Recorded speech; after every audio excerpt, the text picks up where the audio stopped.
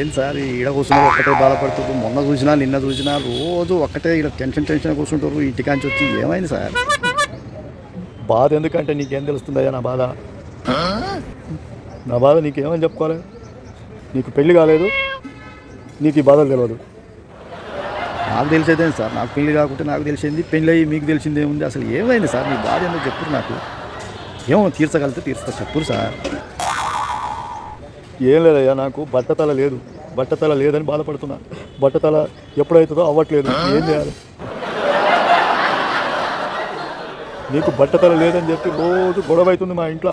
నా పిల్లలు రోజు పోరు పెడుతుంది, నీకు బట్టతల ఎప్పుడు వస్తుంది చెప్పు, తొందరగా బట్టతల తెచ్చుకో అంటుంది. ఇదేమో వస్తలేదు, ఏం చేయాలి? బట్టతల కోసం ఏం చేయాలి చెప్పు?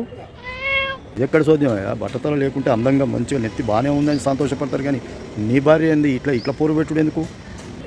ఎందుకంటే నాకు బట్టతల లేకపోవడం వల్ల వాళ్ళు వీళ్ళు అమ్మాయిలు లేకపోతే ఇంటి పక్క వాళ్ళు అందరూ నా దిక్కే చూస్తున్నారట. యువకుడు, మంచి యువకుడు, బట్టతల లేదు, ముసలోడు కాదు అని. ఒక్కటే పోరు, నీకు బట్టతల కావాలి, అందరు నిన్ను చూస్తున్నారు, అందరు నీకు వైపే చూస్తారు, నీకు లైన్ వేస్తారు, బట్టతల తెచ్చుకో అంటుంది.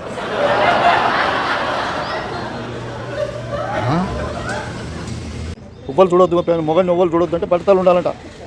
ఏం చేయమంటావు?